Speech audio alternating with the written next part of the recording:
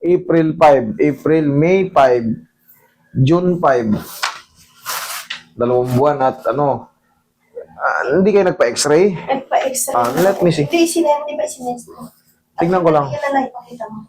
Yun, siyempre, ilang taon na kayo ngayon, mami? 71. O, kita nyo? 71 na kayo. Medyo brittle na kayo eh. Meron nga Baka, slight fracture na. Nako, buti na lang. Sige, tignan ko muna. May slight fracture pala. Mahalaga yan kasi baka mamaya yung slight na yun. Hindi fracture, yung compression po sa... Compression fracture. Compression siya fracture na yun. Ayan o. Compression deformity. Pero, yun na yung ano, yun na yung medical term. Pero, syempre, compression, deform. Hindi naman talaga madideform yan ng hindi na fracture. Kaso, ang pagkano niya, compression. Hindi siya yung totally burst. Kasi nga talaga tapak. Ganun eh. Mami, hindi na kayo pwede sa alignment. Ayan o. Sinabi ko na yun sa inyo. Ang gagawin sa inyo, i-brace kayo. Haplos lang ng I-brace lang ako. Ayun po, akin na yung ano, i-explain ko sa inyo ha. Tignan nyo itsura ng ano nyo. Ganito nangyari sa inyo. Supposed to be ganyan ang itsura ng mga ganyan. Ganyan. Ang nangyari sa isa nyo, ito, ganyan o. Lumiit na. Yan o. O, kasunod, malaki. Yan, para lubusan yung maintindihan. Kasi kailangan ng drawing eh. Naipit siya. Ganon? Compression fracture. Hindi na siya sing healthy ng mga ibang.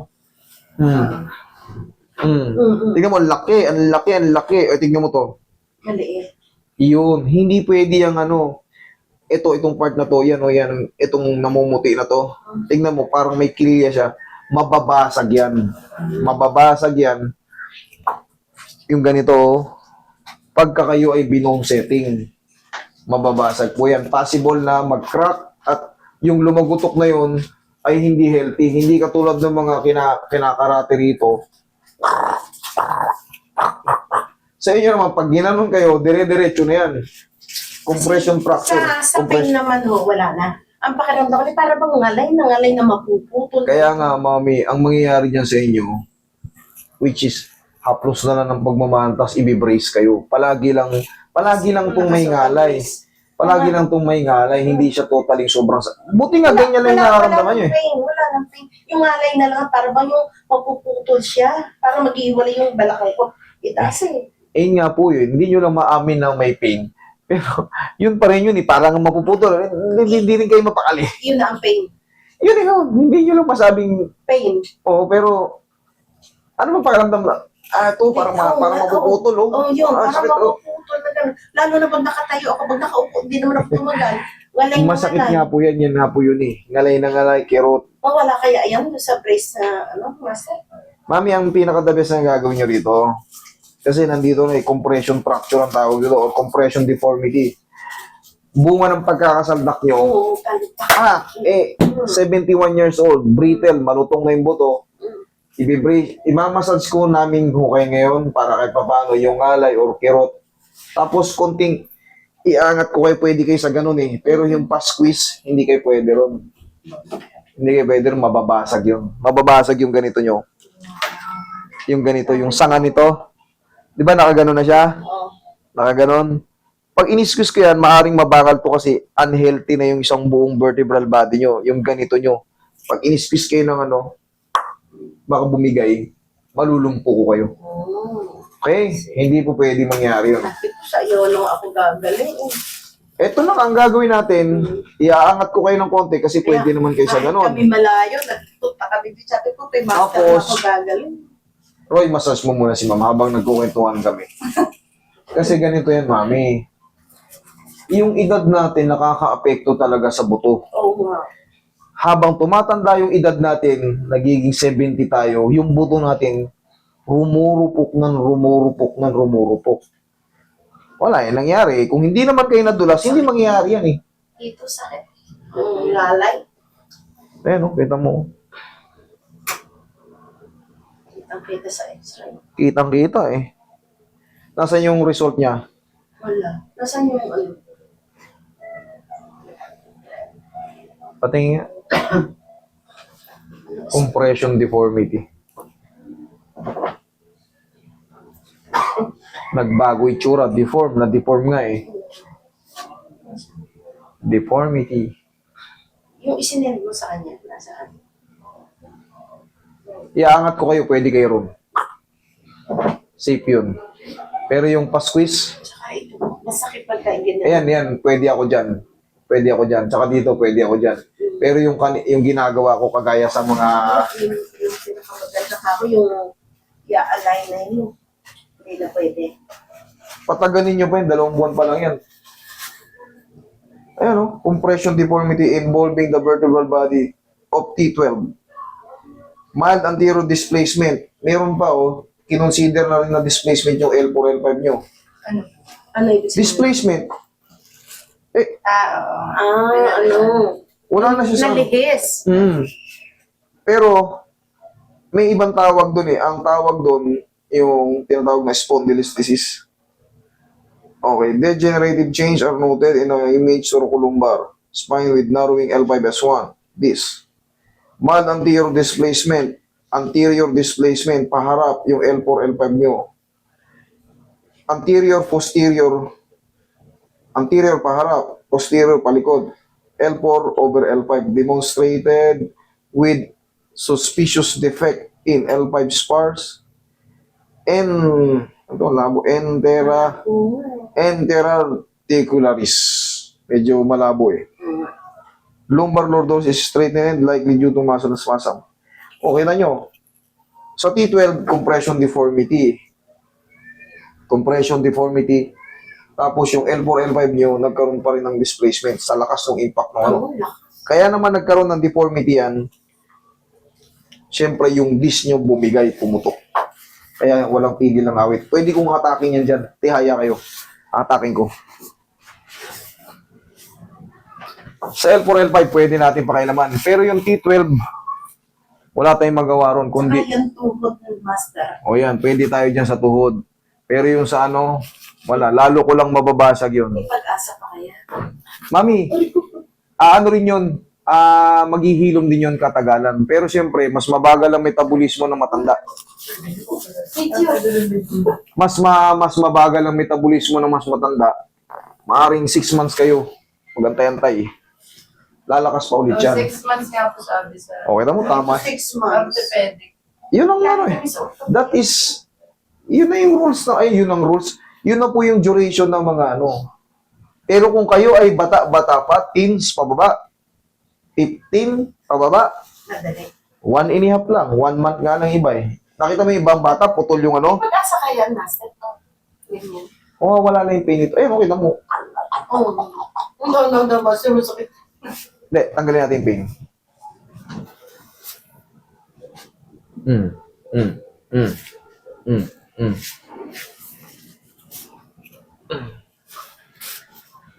Tatanggalin lang yung pagkapakat niya, no? Tapos mamaya, pag inilakad mo to, mas maganda. Pero yun dun nga, hindi ko pwedeng pakialaman. Diyan, higa lang kayo. Higa lang kayo yan. Relax muna kayo. Ito ang nagiging consequences ng mga natutumbang matatanda. Pag may edad na kayo, katulad din nanay, 71, What? 71, 70 lang nga. magsi-72. Nadulas si nanay eh. Hindi ako nadulas yung mga na-outbalance na yan, yung tatapakan ko. Na-outbalance. Umikot ako 2 ikot. Pag ikot ko, pak! Umikot kayo 2 ikot. Oo. Okay, sabay lagapak. Oo, ang dami ko yung 2 ikot ko na yun eh. Mami, mag-ano na kayo. Kung di naman kayo nahihiya, magtungkod-tungkod na kayo. Natutukot na ako ng payo. Very good. Alam niyo kung bakit bawal na kayo matumba. So susunod na tumba nyo, Loko po. Yun lang natapos. masasabi ko sa inyo, hindi na kayo makakatayo. Loko po. Believe me. So yung susunod na tumba nyo, kaya mag-iingat kayo. Yung susunod na tumba nyo, yung compression deformity na yon, grabe na ang Mas magiging lalo na magiging. mabibiyak pa yun eh. Ano yun eh. Nakokompresa siya. Pag isa pang saldak na ganun, magbe-burst fracture na yung mata. Maaring mabangal yung tinatawag nating spinous process. Pag nabangal yun, tutukod yun sa ano. Malamang maglakad kayo ganun, no? Tutukod yun sa spinal cord. Merong bagsak ko. Ganyan talaga kasi yung ayaw mong maigano, no? Kasi nga, Ang sakit. Yes, mami. Yung kung merong bagsak ko, ganyan talaga dapat. Ganun talaga. Ganun talaga. Hindi mo kayang, pati paghinga mo, Aray-aray. hindi siya pwedeng parang yung uubo ka, o kaya yung inhale.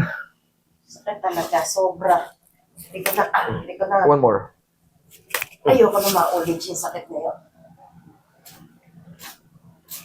Nga eh. Yan naman, may marami na tayong experience sa ganyan. Kaya hanggat maaari, May nasabi ko, sundin nyo ko. kay, Hindi kayo mapapahamak dito. kay Master Capo po gagaling, mawawala ito kay Master. Gagaling yan. Kailangan nyo lang magantay. Gaya ng sabi ng doktor, minimum 3 months. 3 to 6 months talaga yung duration yan. Depende yan sa edad natin. Mawawala din. Mas makakakilos kayo ng ano. Ayun. Lalakas na yung kilos nyo. Pero siyempre, kailangan nyo mag-vitamins sa buto at sa nerve. Ayun, country. Bahala na kayo kung anong pangalan ng ano nyo. Basta sa akin, Binigay sa akin. vitamins. Yan lang, Tapos pinaka-the best yan. collagen. Tapos yung brace. Nasaan yung brace niya? Nasa bahay, ininom ko. Ay, dapat sinusot nyo yun. Ako magkakabit sana kasi mas alam ko yung position ng ano nyo eh. Ang kabit daw, Mm. sa unang-una, 100%. And then sa tapos ay yung sumunod din, anong sabi? Dapat dalawa yung brace nyo nga eh. Isa na din. Kasi meron kayong dislocation din yung ano nyo. Tayo kayo. Ito, pwede kayo sa ganito. Kaya nyo to. Yung ganito. Tayo kayo. Pwede kayo sa ganito. Kasi nasa anterior yung ano nyo eh. Relax lang ha. O, inhale, exhale muna. Yan. Pwede kayo sa ganito. Huwag yung lalabaanan na. Yan. Okay po. Pahingin pa ako. O. Nasaktan ba kayo? O. Pwede kayo sa ganun. Pero yung squeezing, nako. Hindi kayo pwede ron. Ay, ko yun. Hindi naman. Mami, depende kasi yan sa kaso eh. Dalawa yung ano nyo eh. Ito, pwede kong itulak pa to eh. Pero ito, maapektuhan to. Pag naapektuhan to, lumusot to. Hanggang dito na ang sakit eh. Dito sa leeg, walang problema. Karatingin ko kayo dito. Dito, walang fracture to eh. Hindi inaabot ng compression eh. Relax.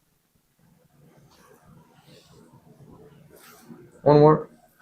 Alam niyo, pag ginanyan ko yung likod nyo, tutunog yun, dire-diretso basag.